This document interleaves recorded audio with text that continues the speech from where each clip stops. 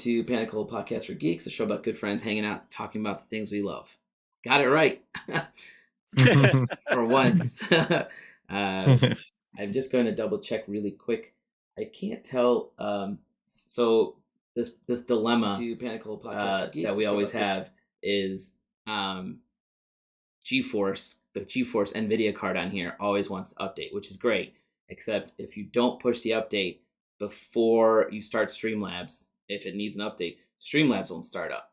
So I was telling you, Ben, before we came live, the problem Andrew and I had one time was Streamlabs wouldn't start, and then once it started, it wouldn't go live, and could not figure out what the problem was for like 20 minutes. And it was who was our guest?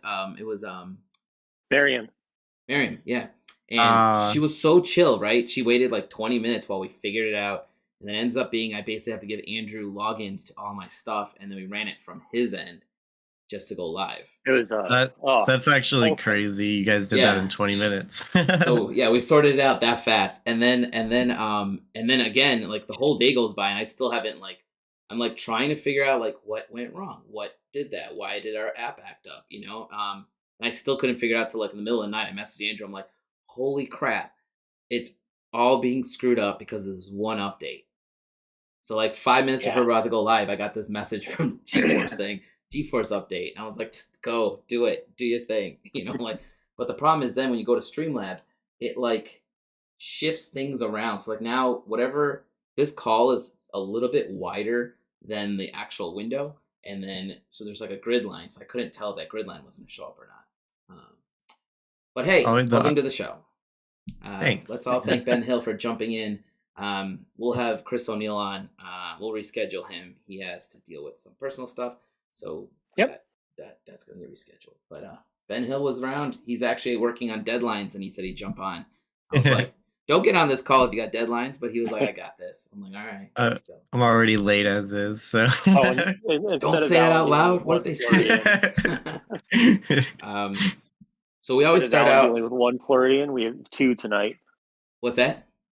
I said instead of dealing with one Floridian, you have two to deal with tonight. Oh, that's true. You guys are both from there. How you guys? I don't want to. Okay, that's the other thing. I was going to talk about politics, but I don't. We'll go into it more. Yeah, I mean, if the power goes out, we'll both get hit. Do you guys have a hurricane happening there or something? No. Oh. I mean, there's always a storm going in Florida at all times. I heard yesterday, like my power flicked on and off and I was like, "Yep, now it's time to save the files." And you have like backup batteries, though, right? I have an ACP, so like it'll protect my computer. But yeah, it's still sketchy. We don't have like seasons like everyone else. We have a dry season and a wet season. That's so in Chicago we say we have two seasons: winter and construction. So it's always it's like our summer is like whenever somebody says, "Oh, Chicago summers are here," you're talking like 2 weeks, 3 weeks if you're lucky, and then it's cold again. So like it was 80 degrees 3 days ago. It's about 60 degrees right now, and it was like 55 yesterday. Nice. Which I like that weather. I'm fine with it, but everybody else is like, it's cold. I'm like, perfect. I love it. That's like a Florida winter. Yeah, I mean, Florida, we had so acclimatized you forget what other places are like. Dude, we had a storm so we went to Pensacola 2 weeks ago, and we had a storm come through like the day after we got there. So we got there, I set up on the beach. It was nice and sunny. It was like 75, 80. I was like, this is gonna be a good day. And like an hour into it, my phone goes off saying thunderstorm warning, and I'm just like, okay. But it was just clear sky, so I was like, I can't see anything. It looks fine out here. But then after about another hour, you see these dark clouds coming, and I was just like, how long can I chill on this beach before I have to pack up and leave, And we stayed for another 45 to an hour, and then I started packing up because we have like 2 kids and all this gear, and I slowly got us all inside, and like I think like not even 10 minutes after we got inside the condo, it was like a torrential downpour. Like it was wild how quickly. That's like that sums Florida weather up so perfect. It showed up like so quickly. We deal with that daily. I was just like, whoa. I mean, and then it was over like in like 40 minutes, and I was like, we can maybe go back out if you want. So I was telling you at the top of the show that we've been doing this thing where we talk about something new that you've discovered, or something interesting you want to talk about. I can start us off, or Andrew, you can start us off. And then Ben, if you want Yeah, I'll go first. I actually just saw the new D&D movie recently. Oh yeah, Ben, have you seen it? Yeah, I've seen it. What'd you think? I liked it. I thought it felt like a campaign. Yeah, I liked it a lot. I like the fact that it had a mixed bag of like, if you don't play D&D and you just want to watch a movie, you would enjoy it. And if you do play D&D and you watch the movie, there's like little Easter eggs in there where you're just like, hey, Yeah, you're like, that's the spell they're using, or like, certain items or something like that, or characters. Yeah. Like when they talk about when they show the map, which is basically Forgotten Realms, like and they talk about like you see like I think I saw like 10 towns on there and stuff from like they mentioned Baldur's Gate and stuff. And I was like, that's cool. Something actually I mentioned to my wife is like every single time I hear Baldur's Gate, I'm like, oh yeah, it's a Dungeons and Dragons thing. I always remember it first as a PC game, and when I knew of it as a PC game back in the day, I didn't know it was Dungeons and Dragons. I just knew it was called Baldur's Gate. And I didn't know it was like tied to D&D until like that's good. That's just smart marketing. That's just smart marketing. Yeah, you kept mentioning it. Yeah, I think they purposely like left it off in the original video game because they didn't want people to be like, "Oh, that's D&D. I don't want to play." I had no idea, and in my head, I still think of it as a separate thing entirely from D&D. So anytime I ever see it mentioned, I'm like, "Oh right, shit, I forgot about that." But yeah, no, it was really good. I liked it. I think the director, if I remember right, is the same director that did. You ever see Game Night with Jason Bateman? Why does that sound familiar? It's like Jason Bateman and oh shit, what's her name? Not Amy Adams. The other girl that I always think is Amy Adams, but it's not. Anyway, they're a couple, and then they're meeting up with a couple other couples and Jason Bateman's brother to do like a game night at his house. Oh yeah, I know what you're talking about. And then they become like spies or something, right? Well, what happens is like his brother, who's like really wealthy and stuff. It's like, Rachel McAdams, by the way. Way better. Yeah, Rachel McAdams. Yeah. So what happens is like his brother says, "Oh, we're going to do something different than like a board game tonight. We do it's like he was like, let's do a murder mystery thing." And what happens is he's the first saying like, "Oh, like these people are going to come in and they're going to take me. You guys have to solve it or whatever." And solve. Well, actually, a real break-in happens. I don't think it's like a game at first until they realize like relatively quickly like, oh no, this is real life. Right. And then the rest of the movie is them figuring out, like trying to track down the brother and figuring out what the hell's going on. But I think it's the same director, and like that director, that movie also is really good. Game Night. I've seen the advertisements for it, but I never watched it. Yeah, highly recommend it. It's really, really funny, really clever. I'll have to add to the list because I went like. If you like the D&D movie, it has there's a lot of hints of that kind of movie in Game Night as well, where it's like, oh, okay, like a lot of the comedy is very similar kind of tone and all that. I think that little bit of comedy they put in there was nice. I was like, please don't let this be like a goof. I mean, D&D is goofy at the end of the day, right? Like I liked the fact that like the four of them, the four main members were very much like a absolute fuck ups. Like it's like us playing the game, right? It had mad campaign vibes, and then that one character was just straight a DMPC that was just like actually consistent about everything. The paladin. Yeah, just super consistent, super reliable, but like leaves you when you need them most to carry you through something. It's just like he like walks away on the beach. Like, I'm just like, buddy, we're not done over here. You're not gonna help us defeat the big bad evil guy, right? He's like, no. This is all on you. Character, I really like that character. Yeah, that was fun. They're just straight up like I love the like. They made him kind of like neurodivergent in a way, like he's just straight up. Did they just doing his own thing? If I have one complaint, I honestly wish that Chris Pine had more bard songs throughout it. Like I think he only has like 2, right? He has two. One is him trying to Something like sing, and that. then one is like the mimic or whatever, the The image. decoy, yeah. Decoy, yeah. But yeah, I was trying to remember. Like, was there a beholder in there anywhere? No. No, right? Okay. There was the those beasts in the maze, that the phase The beasts. displacers, yeah, Displacers, yeah. Yeah, that I Those thought are was cool, really though. cool. Yeah. And I like how they threw And the in that gelatinous gelatinous cube. cube. Yeah. Yeah. I was was like, like, So that you, looked you, it looked cozy in there, to be honest. Like, it looked quite pleasant. Minus the Yeah. fact that your skin is melting. Yeah. Dude, I threw a gelatinous cube. I did the run I did with you guys, Ben, where the cube shows up in the hallway with my other group, and like you did. I changed it up to basically be a puzzle box to adjust for every specific character classes, right? So in this case, there's a rogue, and he's got a tool, thieves tools. So I basically was like, this guy specifically has to unlock. And there's a paladin in the group who thought he'd be brave, and he got sucked up by the gelatinous cube. So he was like all the way pretty much chest deep into this cube. I'm just like, why? So are you none so of them close? none of them made it. brought knock to get for your puzzle instantly. No, they didn't have knock for their puzzle. But what I did do with them is I not only I triggered one trap with a gelatinous cube, and then when they opened the second trap, it flooded the room. So then they had they were in rising water trying to get out. I see. Yeah, I liked the concept of something just kind of like slowly creeping up on you like that while you have to solve the puzzle. So I thought they would stay back and attack this thing, but the paladin felt the need to go within 5 feet. And I'm like, I'm going to grab it. Like, that's just what's going to happen if you show up next to me. What is like challenge rating of a gelatinous cube? Does it change or like? I think it changes if I think it gets bigger. It's they call it a something ooze. I don't think the cube itself has a giant challenge rating.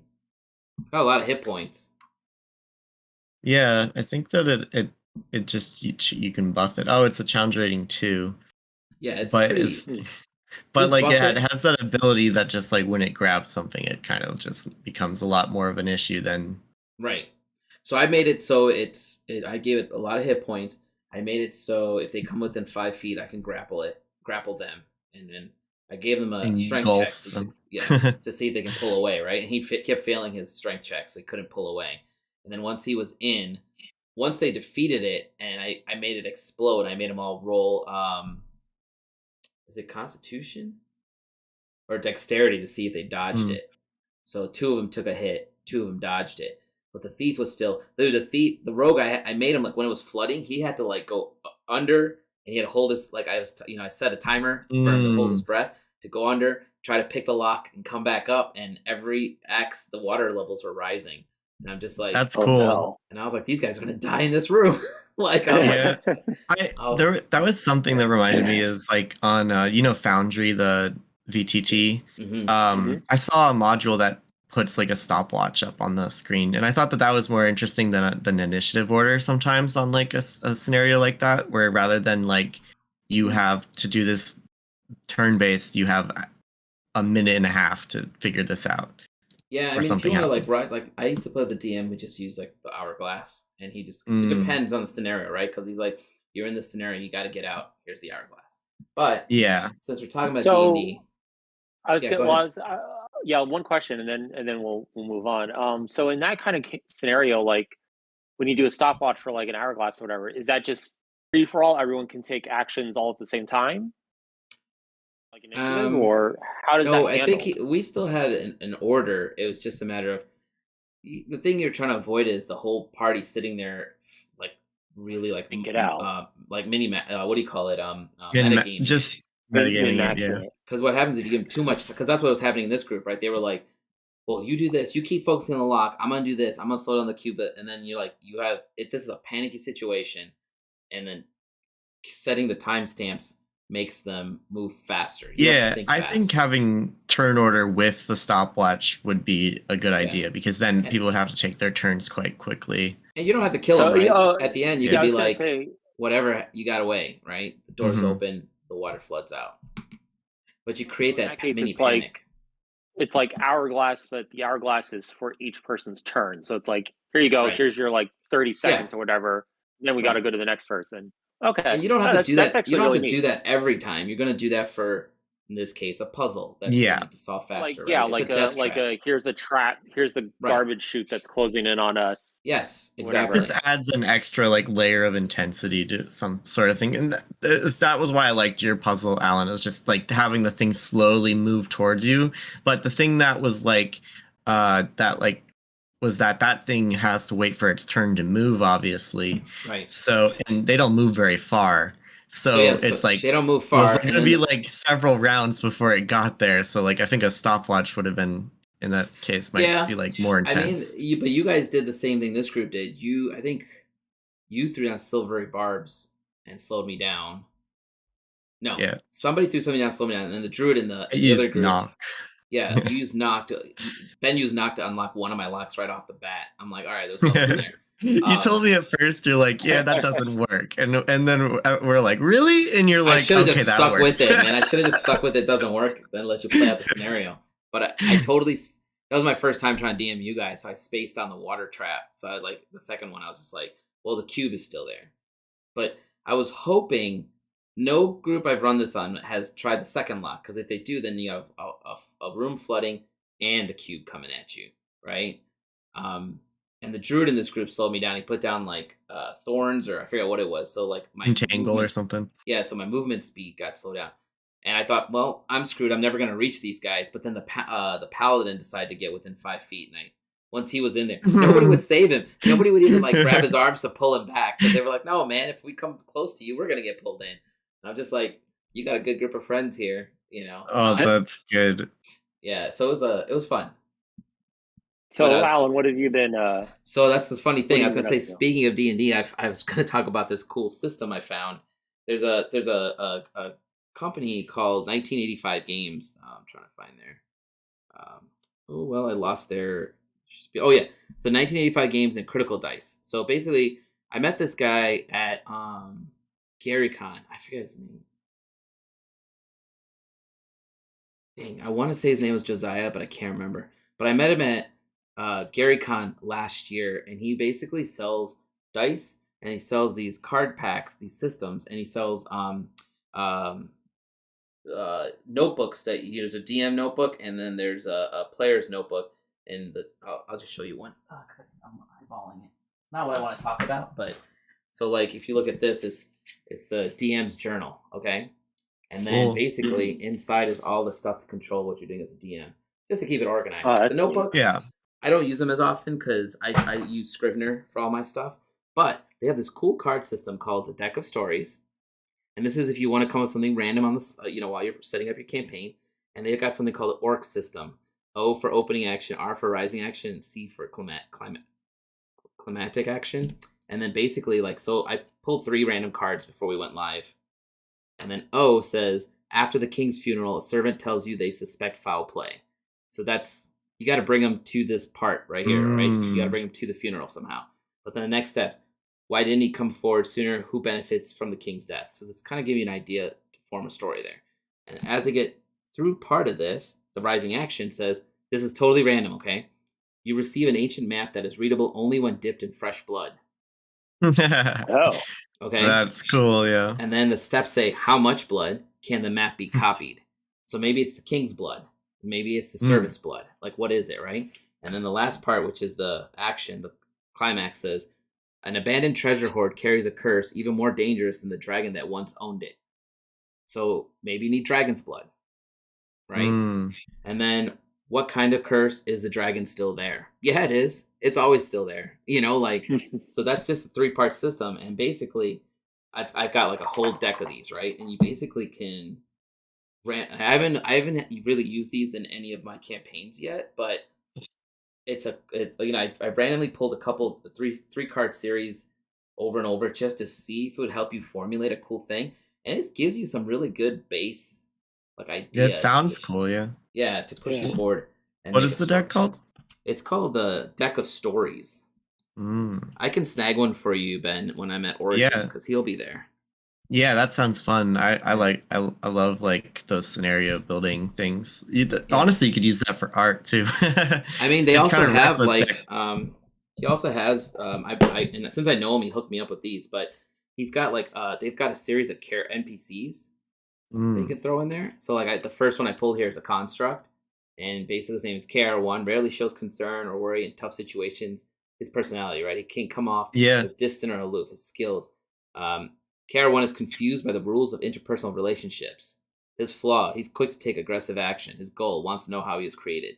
He sounds a little bit like Fresh Cut Grass, but Yeah. Like That's pretty sick. If I pull another random card, all right, here's this like tiefling. He's a half demon, Samuel Everlight. Samuel is a silver-tongued devil who is always seeking to better his position. Samuel's smarts have kept him alive longer than his sword. His flaw is wherever Samuel goes, his reputation precedes him. Reads a little bit like Molly. But either way, there's a whole bunch of these. Will you use them? Yeah. Maybe. I've got a bunch of books that create random characters and random scenarios, but the cards are nice because they're just I'm carrying around this little box.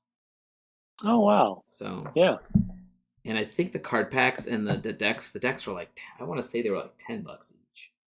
So, but yeah, 1985 games. The notebooks. I told him I was like I'm not really. Some people can use them. They don't work for me. I'm just and I think it comes down to the way we take notes, right? Like you've played with in the campaign with Claire and Bree, like Claire, Bree, and myself, we all take notes in Scrivener. Or I take notes in my notebook, right, with my own chicken scratch. Ben don't take any notes. I'm notorious for never taking notes. Yeah, he's notorious for it because he brings stuff up and we're like, we talked about that already. But I have a lot of like that being like a character thing too. Like I think that for the most part, if my character's not paying attention, if I'm not paying attention, my character's not paying attention. So sometimes when okay. Yeah, I'll have to remember that for next time. Just my character thing, It's just my character apparently watches everything. Yeah, like you're bringing up like stuff that was mentioned like in passing like 6 months ago, and I'm just like, damn, your character has got a great memory. No, I just write everything. I write everything down. Like I know, if our DM, that. In every campaign I've played, even Jason's, like if our DM says something completely off kilter or random, I still write it down because I'm like, that could be important. Because I think of games like if you were to throw back to like old Nintendo games, there's a game called Shadow something. Shadow of the. You're like a warlock. You're traversing to like this dungeon, and there's a part where you're talking to like a sphinx. Okay, the name will come to me. This is an NES game. It's an NES game. Okay, but the key here is when you're talking to the sphinx, there's this like well or stairwell behind it, and there's a series of symbols, and what they are like lines, and they're just basically like 3 lines. Like there's 3 lines. The first 3 are up. Then the next set is like. 1 is up, the next 2 are down, and the next one is like the middle one's down, the first and last are up. And you see the sequence and you just think whatever. But if you were smart enough to like pay attention and just at least draw that sequence down, with like 20 minutes later in the game, you get to like this other part of the game where you have to pull a series of levers in that order, and it opens up. I can't remember what it's called now. I heard something similar. Like a couple days ago, I was listening to like a podcast, and one of the people were talking about a game they really love playing, and they said, "Oh yeah, if you love note taking, it's great experience." And like if you like note taking, it's a great experience. Like you have to play the game. Well, it sounds like what you're I think I know what you're talking about. Actually, yeah, it's an older game. It's a Steam game, I think, right? Or no? Possibly. I honestly can't recall what the game was, but I do know it was an older game, maybe from the 90s or so. That is absolutely the sort of thing I would tell someone if they were wondering like what Myst is like. I was like, yeah, if you like note taking. I do take notes though. Like I think it's just I'm notorious for like acting like I don't, but I do take a lot of notes for D&D. Allen. Here's the thing, man. You always say you don't. So the rest of us are like, do you write that down? I say I don't because I like to be mysterious. I have notes for your game. I somewhere I know all of your characters, your NPCs' names written down. Oh man, I have to have our. Did my mic just change? Don't think so. Changed. Hang on one second. You guys keep talking. So Ben, what have you been reading anything, watching anything interesting? Yeah, I've been while I've been working, I've been rereading one of my favorite books. But and then like when I'm not working, I've been recently. What's your favorite book? It's one of my favorite series. I just like it, but it's the Red Rising trilogy. Okay. By Pierce Brown. I know that.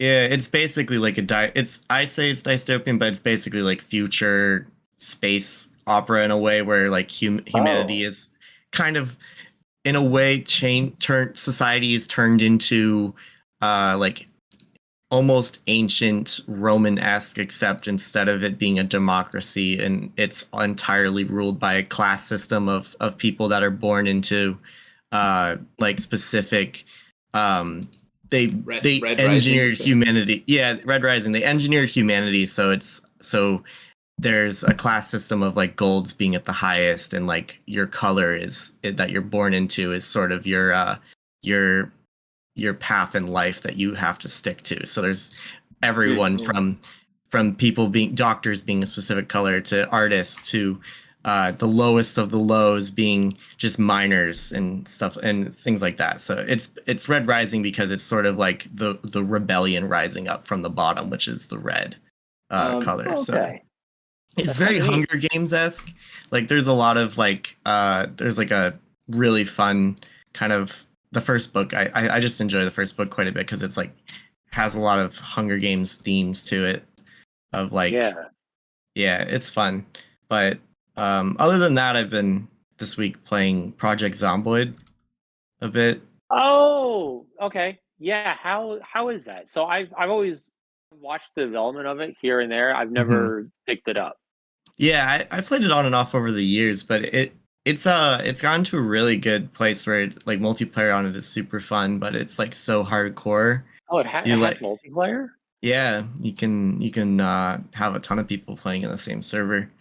It's like you know, like it goes back to the old DayZ style gameplay where you basically just have to survive in a world, but it's like an isometric top-down kind of thing. Why is this Project Zomboid? Hang on. It's fun because when you make your character, you choose like traits that are both positive and negative, and taking negative traits allow you to buy more positive ones. So you can take things like you're a smoker, so you need to actively find cigarettes, or you're like like things that are just basically like almost like have to deal with that make your life a little bit harder, like you're illiterate, you can't read books, or like you're extra thirsty, or you're just like need extra sleep, or you're overweight or underweight or in between, just like funny things like that, like you're a pacifist. Are you playing this on like Steam or? Yeah, it's on Steam. Interesting. Yeah, it's like we got like a little multiplayer server going if you guys want to play. It's fun though. I've been following the development of it for a while now. Like, did you play it before they did their big update that like revamped the whole thing and stuff? Yeah, I played the original version. It was hardcore. If you survive like a couple days in it, it was like a big thing. Kind of just get massacred almost instantly. That's one game I've been looking at here and there. I've also I still at some point need to pick up Dwarf Fortress just because I used to play the crap out of that back in the day, and I feel like they're definitely owed my money at this point for the amount of hours I put into it. The old text-based version with no actual graphics or anything. Yeah, where you basically like it's the equivalent of like Tank in the Matrix. Like you just learn to read code. It was super fun. I used to watch my brother play that, and like you'd tell them to go dig or something, and they'd come back and complain about some issue they have. This game you're talking about before is a zombie game? Project Zomboid, yeah. Yeah, okay. For some reason I thought you were saying sound, but I just looked it up. I would die. The last time I played Dwarf Fortress, what did I do that went really bad? Oh, I remember what it was. I was trying to have indoor well in my fortress. Nice. Like they didn't have to go outside to get water or whatever, right? So my dumbass said, "Well, there's an aquifer right underneath us. We'll tap that." And it flooded your entire. It flooded. So like the thing about Dwarf Fortress is, even though it's all 2D, there's really what it is there's like Pixel-based graphic. Well, no, it's almost like a CT scan. It's like even though you're looking at a 2D map, but that's one slice of a bunch of vertical layers going on. And so, like something that's on like a lower layer or whatever, like say water or lava, naturally wants to bubble up until like the water pressure equals out, and then it'll stop, whatever. However, if you tap an aquifer, that's it's not limitless, but it's nearly limitless water pressure in it. And you can get around it. Like a smarter person can actually tap it and do what I was trying to do. I did it wrong. And you killed yourself? I even had a chance to I know exactly what you're talking about too, where it just basically comes up and floods your tunnels and everyone dies. Yeah, it floods your tunnels, and then if you're really quick, you can seal it off with like closing a door or whatever. I was not quick enough. And the dwarves that were nearby were freaking out. And then next time you know, like, yeah, the whole thing basically, I flooded out the entire thing. Women, children, all dwarves died, cats dead. It was awful. Yeah, I want to play the new one for that. I found the name of the game I was talking about earlier. It's called Shadowgate. And I don't know if this will show up, but oh no, it's on my phone. But there's like that's the Sphinx. If I just did a Google search for Shadowgate Sphinx Nintendo, and you'll see what I'm talking about with the Sphinx, and the sequence is behind him. And I don't know what's going on with my headset, but I sound like I'm talking in an echo for some reason. It sounds good on our end, or on my end. How about you, Ben? Something changed. Yeah, here. I'm fine. Okay, so something changed with the way I'm hearing everything.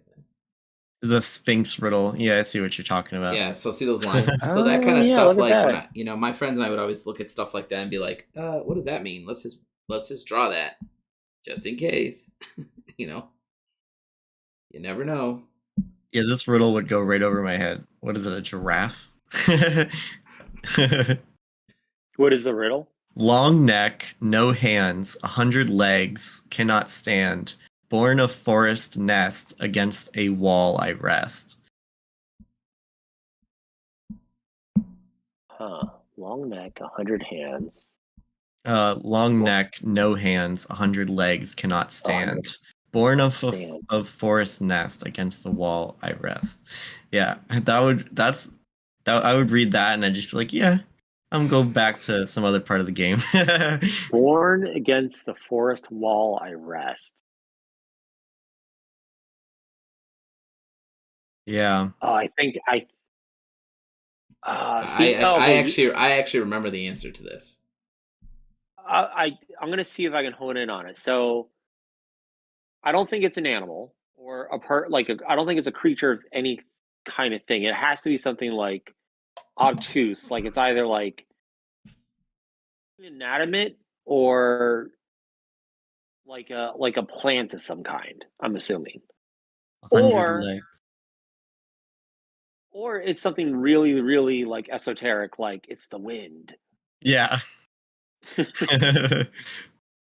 The forest wall, what was it? The forest wall I sent it to you. Long neck, no hands, 100 legs, cannot stand. Born of forest nest, against a wall I rest.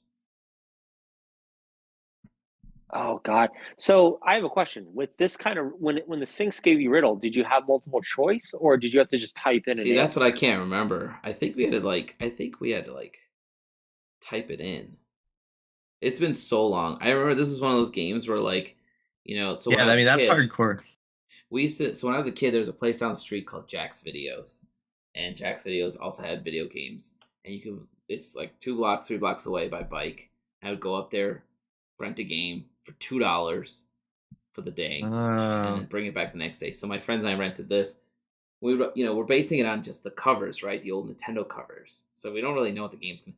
And Jack was cool. He also had this policy, like if you brought it back within an hour, like if you're like, this game sucks, he would just let you swap it out for something else, because the money wasn't in the video games for him at the time; it was in the movies. Because this is when like VHS tapes were. This is like before blockbusters, and yeah. So like, this is. I know, don't have like a definitive answer. This has to be like an axe or something similar. You're close. Right. I know what you do in the game, and it is that there's objects laying around in the previous rooms, and so the riddles. There's a bunch of riddles, and they're hinting at you got to go find those objects. So this one's something you may have seen earlier. So that's pretty cool. There's a bunch of riddles. What is the answer to this one, Alan? This one was a broom. Oh, that's clever. Okay. So now try to imagine a bunch of like 12-year-olds trying to solve this. Right. Like we were literally just like sitting there like, what? You gotta take notes. You gotta write everything down. Well, the first time we saw that thing, we didn't even draw the levers meant nothing to us. So we completely we looked at it. I'm like, that probably means something, and we just kept going, right? And then we saw something that looked similar, and I'm like, oh shit! I remember seeing that on the Sphinx, right? Whatever that thing is called. That's the harder one. There's a different one where I would be like, oh yeah, I'd get this instantly. You probably will, Andrew. You look at me, I look back. Your right hand raises, I my left. You speak, but I in vain. Say that again? You cut out. What'd you say? Yeah, it's a mirror. So that one's like, oh yeah, like little kids or something. Maybe you get that one, yeah. But then you get to the broom one next, and then you're here's the thing with this game. This game also broom has was really good. That's That's a good one. I should save that for riddles for my Sphinx. That's kind of where I got the Sphinx idea, Ben, for you guys. Your Sphinx was, I'm like, well, you gave us a Sphinx. I gave him some riddles to solve for a Sphinx to open a portal, but the problem with my riddles is they could have been. I need to be more specific with the way I said them because they could have been multiple answers. Yeah, right? I gave you answers, and you're like, that also works. And I was like, damn, that works. One answer. That's like, you should have worked that in where the Sphinx is like, oh shit, I have a riddle that has multiple answers. I was just like, that's not a bad. That answer works. Yeah, we can let that slide. So when I did that sequence again with the other group, Ben, I basically I didn't spend time trying to like find like hardcore riddles like I did for you guys. I just went to basic D&D riddles, and there was like, I found a list of like 20, and I said, I basically said roll a d20, and then whatever number came up, I just went down the list, gave them a riddle, and they didn't solve them as fast as you guys did, but they got through it. I mean, I solved like all the riddles, so Ben was on fire when that was happening. But yeah, so the other thing with that game is like I remember we got to it's one of those deals where like it would let you get to the final boss, but if you didn't have everything, you were fucked. Like we got to that. We got to the big bad. Yeah, we forgot like some gem we forgot some gemstone or something you're supposed to put on top of the staff. Like you need it to kill this thing, and we were like, why do we keep dying? What's going on? And then I don't even remember how we solved it, but we beat that game in a day. Like that game was back in the video store the next day. So we played it for hours. Man, that's like so I got my I'm never playing it. Oh really?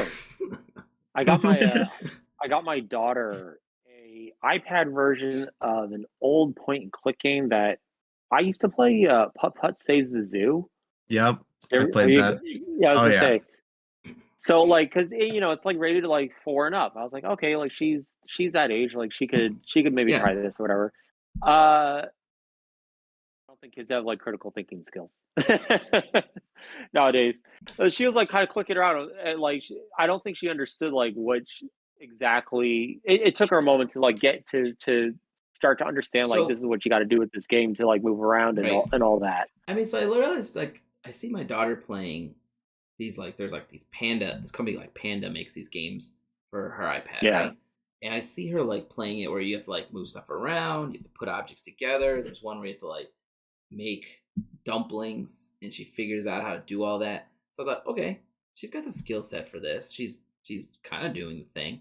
She's like, look, I made this dumpling. I made this much like magic coins, right? They just drop you coins. And so we were on vacation. I was wearing this Bubble Bobble shirt, and she was like, what's Bubble Bobble? And I'm like, and I had that new retro device. I'm like, sit down. Yeah, so you're like, well, let me show you. Zero interest in it. She like was like, I think it was just like not her. Like I don't know if it was too fast, maybe, or what. She took a look at it for like maybe less than 5 minutes, and she was like, I was like, you want to play? She's like, nope. I was just like, maybe another year. I think they have to like. That's like, so my daughter's been playing a little bit of like we have one of our, I think it's my Wii, set up in our guest room, and she's been playing Donkey Kong the bongo game. Yeah. On that. And she's been really liking it or whatever. So I was like, and so then she's like, well, what other games are there? And we've been trying out some different games. All the Wii games, like she doesn't understand how that works exactly. Like we've been trying to tell her, like, you got to swing it and stuff. She's like, oh, I don't like what this is so much. I'm kind of tempted to like my old NES and see what she thinks of like a Nintendo, like just an old Nintendo game, right? Yeah. Yeah, like I think the on problem Mario with this Brothers is, and see what happens. I think the problem with that device is it's got a lot of buttons. So I think immediately she was like, I don't want to play this because there's like 6 buttons on it, right? 4 or 8. There's 4 on the back and 4 on the front. But I think your idea is like if you give them just 2 buttons and a crosshair, and you're like, just go, run it, Just have at it, and then see what happens. I also maybe they're just not ready. I don't think I played video it's games hard to until I was like gauge. 7 or 8. I can't remember the first time I started playing. Yeah, like when that age of like being interested in tabletop stuff or board games versus the right video game stuff. Because I remember I used to play at the arcade. Because so Jack's Video also had 4 arcade machines. I remember he had Double Dragon 2, Splatterhouse, Spy Hunter, and X-Men, the big one with the 4. And that's, Oh, yeah. And this is back in the day I could rent a game, play some arcade games, and buy candy. And fat little Alan loved it, so. And then I would bike home. Everything you loved in one place. Just in one spot. Yeah, I used to eat those gummy worms that, they were like the mad scientist, like spiders or whatever. And this was at a time where I could just leave my bike outside and it would not get stolen, right? Like, yeah. Oh God, yeah, you can't do that now. Gone. In that neighborhood now, it would be gone in 5 minutes. But like, I remember playing those video games. I remember not really, because I remember my first video game system was a Commodore 64 that my cousins gave me, and I think I was like, I want to say I was like 6 or 7, and I had no interest in this thing because I've never really played any of it, And it had Buck Rogers in the 21st century, just a spaceship game. You just go back and forth shooting asteroids and the mothership and all that. And I remember it was so old school. It had a separate cassette deck. So like the cassette would play the music. Oh, it was the old like tape. Yeah. So like the game would you hear it like rewinding and starting over again for each level and stuff like that. And it knew where to forward to for boss fights. As I was watching my daughter play putt-putt, it dawned on me. I was like, man, do you remember going back to what you're talking about with Shadowgate, where you had to have certain things that you could easily fuck up if you didn't have it or whatever. Could you imagine a game nowadays soft locking you out of the game? That used to happen to me a lot in Police Quest. I mean, where you would just fuck up. It was like Monkey Island. Yeah, or Monkey Island, where you just fucked up. You're like, you don't have the item, and you get stuck somewhere. You didn't get a game over, but you don't have the item, so you can't progress. Well, that's why I started Breath of the Wild over because I was the last time I played it, I somehow ended up on a mountain of snow with no warm clothing, just hot peppers to eat, and at some point that ran out, and then I'm like, you're freezing to death. You went. Trust me, I got very lost. You just gotta shield surf down, like I told my wife the other day. Yeah, that probably would have been a smart idea. I used to watch like so much Breath of the Wild speedrunning when it first came out, and it was like I knew all the strategies and everything. And people, you didn't waste time getting clothing. You go straight. You get one Yeah. hot pepper, you're good. You go straight up that mountain. That's what I did. Like, you go across that lake and stuff, and I was just like, how am I going to get across this lake? And I solved that mystery, and then I was like, I got like 3 peppers. I'm good to go. Yeah. And like, I stole fire from the enemy, and I'm running around, and at some point I'm just like, I can't fight while holding this fire. And these dudes keep coming out of the woodwork, like You have to put it down. You lose put it down, go eat back a pepper, and get it again. Fight, pick it up. It was a whole either thing. Of you playing the new game now, or not yet? I want to buy it. I'm holding off. I can't spend the $70 on it yet. Yeah, I'm holding off. I need time. I'm gonna maybe get it next month or something. It's like you get past some deadlines and stuff. Yeah, I would play it probably nonstop. So I haven't even Googled it or spent.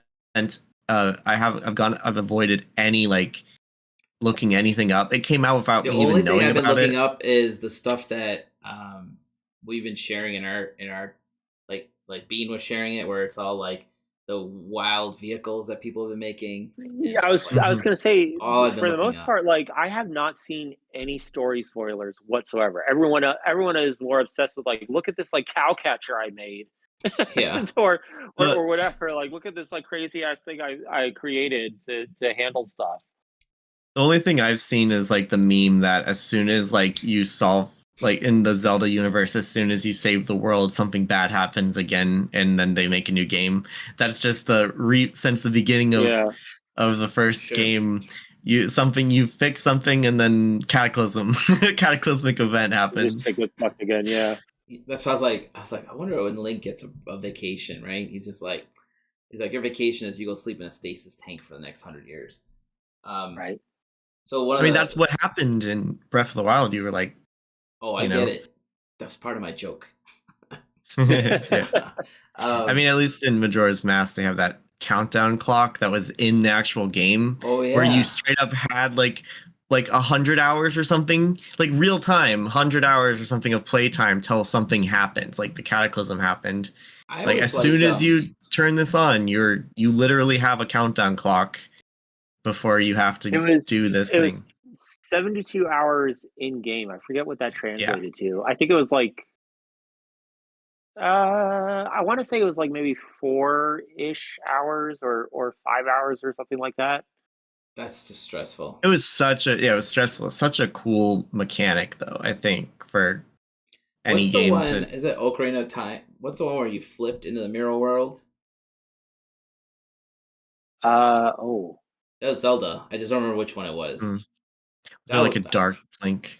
Was that Link to the Past?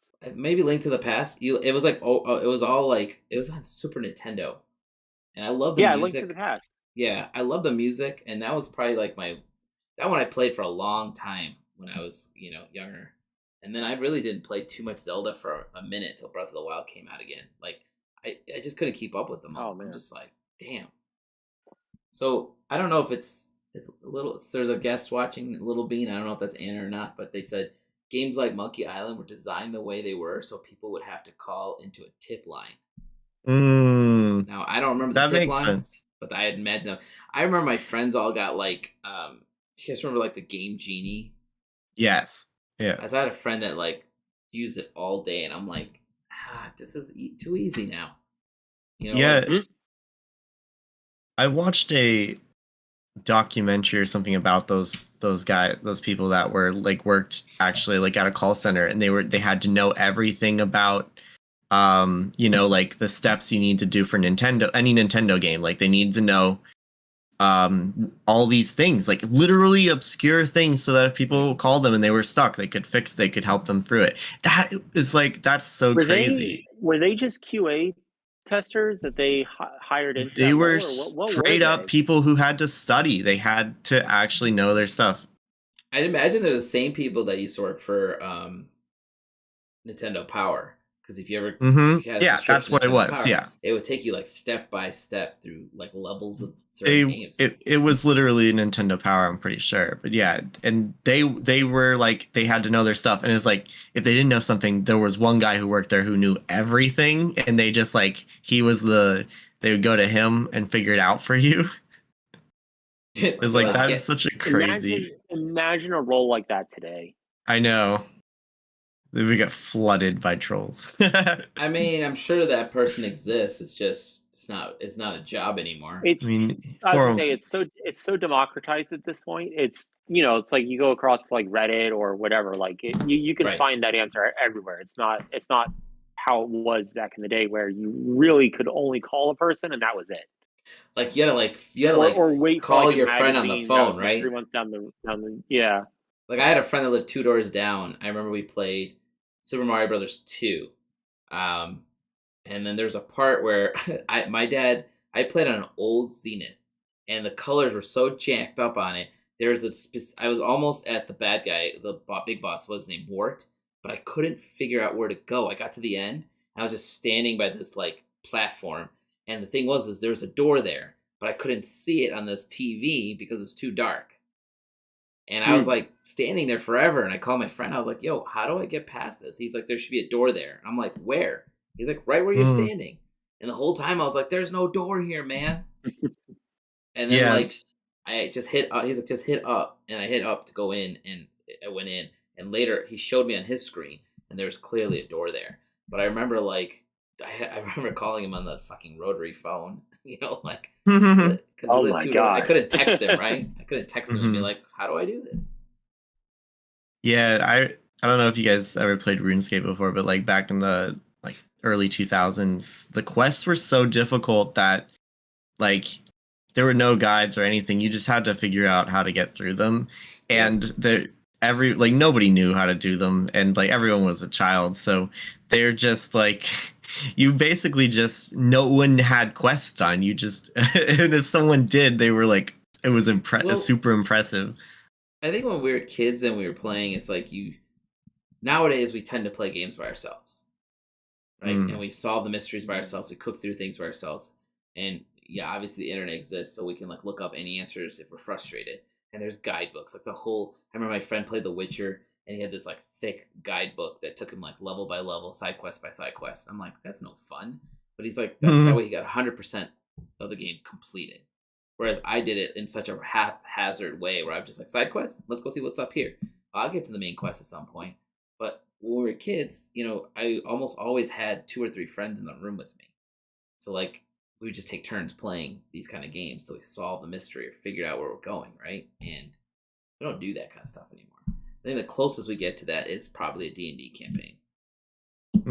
Yeah. And even it's kind of evolved. Tend to mess up, Yeah. I mean, I think the thing about D&D, since it's an interactive experience, like there's no one way to solve it. Like a video game, it's pretty much hard coded in that you have to do this most of the time, unless the game's like super advanced. But like to solve it in your own way. But with D&D, that's just apparently inherently... the new Zelda is like there's all these articles about like how amazing the code is in that game because people are trying all sorts of wild things in there, and it just works. Finding your own solutions to things. Yeah. It's pretty robust. I'm looking forward to the speedrunning then. My wife and I just solved a shrine last night that we did not realize the way that you're supposed to do it until afterwards. I looked at it and I was like, right, I'm just going to cheese this. And so I cheesed my solution and I got it to work.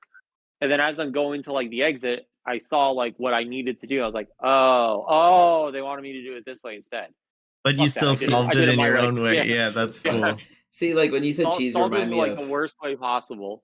I got a friend of ours who we call him the Cheese Whiz because he consistently will know, like, we play Destiny a lot. He consistently knows like the sweet spot where you can like crouch down and fire through the minimal pocket so the big bad can't get you. But it'll take you like 20 minutes to beat the thing, but you'll get it done, right? And I'm just like, how did you even find it? I would never in a million years would have thought that's me.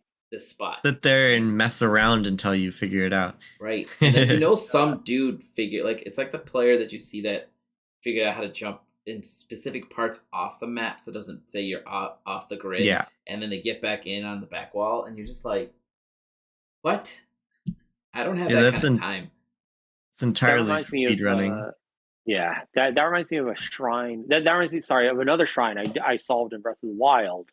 I can talk about this one since it's Breath of the Wild. That game's old at this point. But it was basically you had to guide a ball through a maze and get his drop down lower.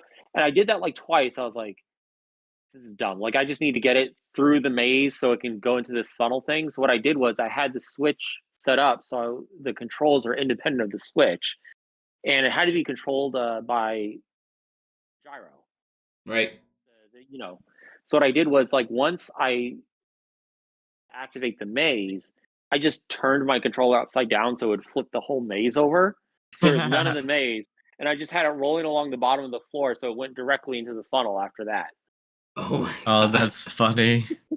Instead of doing like their complicated maze. That's a good cheese. Yeah. It's good. Considering it took me like 2 or 3 tries at first to do the maze, and I was like, I can't do this. Like, it's so fiddly. And I just flipped it over, and after that, like I did it in like 1 shot. And I was like, perfect. Got this. I still remember when I first played Breath of the Wild, I just did, I randomly just explored everything, and I found a temple with one of those guards, and it just like decimated me. Like I wasn't ready. I had nothing, right? Like the sentries? The sentries. Like it just like woke up. You. Like, the other ones I was just like, oh, this one gave me a screw. Oh, this one gave me a screw. And then I got to this one. I'm like, oh, this one's alive, and I was like trying to run away, and it's just like murdered. The very first playthrough when that thing lights up and starts targeting you is so intense but cool. That one laser just goes off, and you're like, I'm gonna die. But yeah. I mean, Zelda's always, I'm playing through Breath of the Wild again because I just never finished. And then by the time I picked it up again, it's been almost a year. So I'm like, let's just start over. I'm doing the same dumb things, just exploring. I technically, I pretty much beat Breath of the Wild, but, didn't, I guess, at the same time. I mean, did you beat Ganon? Did you finish the game but not complete all the Divine Beasts?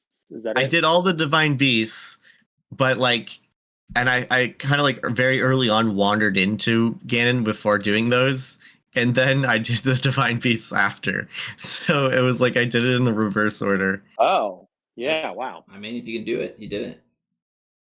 Yeah, I wanted to play through it again when they kept releasing new modes and stuff, but now I'm I want to play it now before the new one. And then that's a whole thing. I want to play this before the new one. I've been really, really tempted to start Mass Effect over again because there's a new one coming out. And I'm just like, I probably won't play 1. I'll probably start with 2 and 3. But Mass Effect's so good. Yeah, it's really good. I just don't have the time. I need time to play those games. They don't make those on the Switch either, so yeah. I could get a Steam. What are they? Steam Deck's pretty good. We have one. We have it split between our Steam games and emulation. It's like $500, I think, and they're cheaper, I think, than that. Well, my friend had messaged me when they went on sale. There was a spring sale, so I'm guessing there'll be a Black Friday sale. Yeah, there might be another sale during the summer sale that's coming up soonish. When we were at a LuxCon, there's people had their Steam Decks and stuff, and I was jealous because they were just playing some of the new games just at the convention. I mean, that's just Switch. Yeah, but I mean, it's not Steam games. Oh, the whole Steam library. I barely have any Switch games. So Elise is saying that guard, the sentry scared her. Thing scared me so bad the first time I ran into it. It scared the bejesus out of me. And then so Bean said it's worth finishing Breath of the Wild and the DLC before starting school. I did not realize it was DLC. I haven't played the DLC either. DLC's good. I'm never going to finish Breath of the Wild the rate I'm playing it. I think if I went back to play Breath of the Wild, I could finish it very quickly, but I've just been playing. Like I played 40 minutes today when I was waiting for my van. Like I was like, you should be working, but you're at the car dealership. Like Yeah. like so I was sitting there playing, and then I played until this lady was asking me too many questions. But was someone Tears of the sitting next Kingdom to you? is This Sorry. lady, there's a small table and me, and this lady like pulls up a chair, and I'm just like, all right. She's like, whatever you're doing, I'm in on it. Right, pretty much. She's like, oh, what's going on here? And at first I was like, oh, I'm playing Breath of the Wild. And she's like, what's that? Like, she watched me play for a Here minute. we go. Yeah, she has so many questions. I was just like, now you're annoying me. Oh my god, I can't play. imagine. That's I even so had funny. headphones on, so it was just like, all right. That's even worse. The clear like, hey, I'm not clear, leave me alone. Disassociating with everything going on right now. I was like, I guess we're doing this. But she was friendly. I didn't want to be a dick about it. But I was just like, finally I was just like, I gotta go to the bathroom, so I'm gonna leave. And I just never came back. I went and sat outside. I guess this is what's happening with my life. When you what's up? Sorry, I was gonna change the topic a little bit, but it reminded me of something. Just have you seen that show, The Jury, or something like that? It's on Amazon, and it's basically they built an entire fake jury or fake courtroom judge, everything, and they bring one guy on who's not an actor, where the entire jury is entirely actors.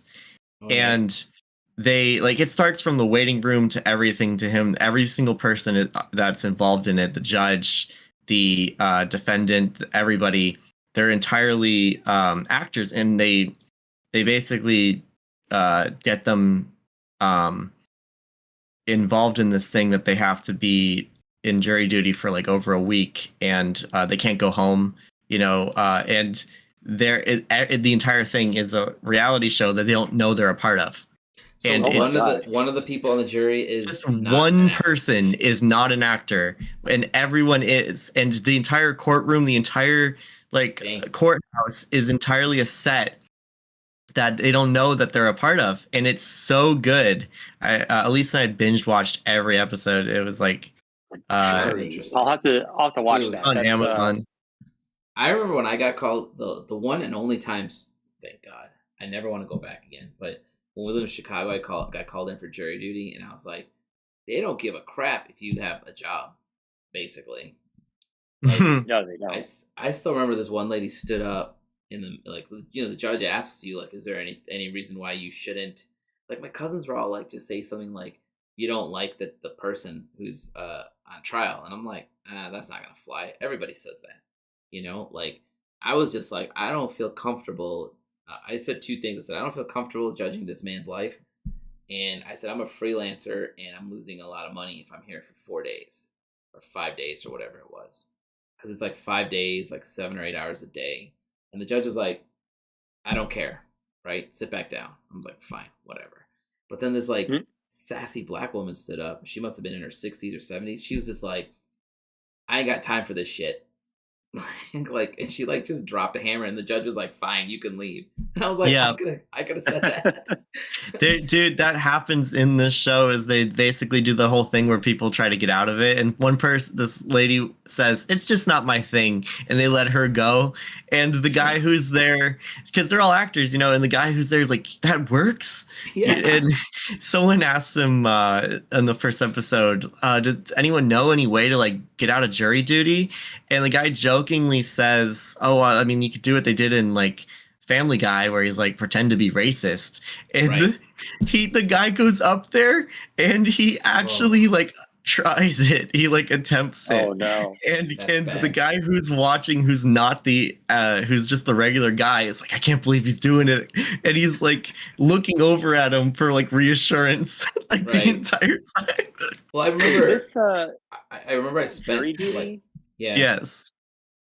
I remember it's so I'm gonna write that down for later. So I remember I spent really good. a whole day there where they go through the process. They tell you it was a murder case, okay, an accidental murder case. And I'm just like, I don't want to be involved in this. I don't want a bunch of my name attached to any of this, right? I don't want somebody coming after me later. I don't want to be the guy who judges what happens to this dude.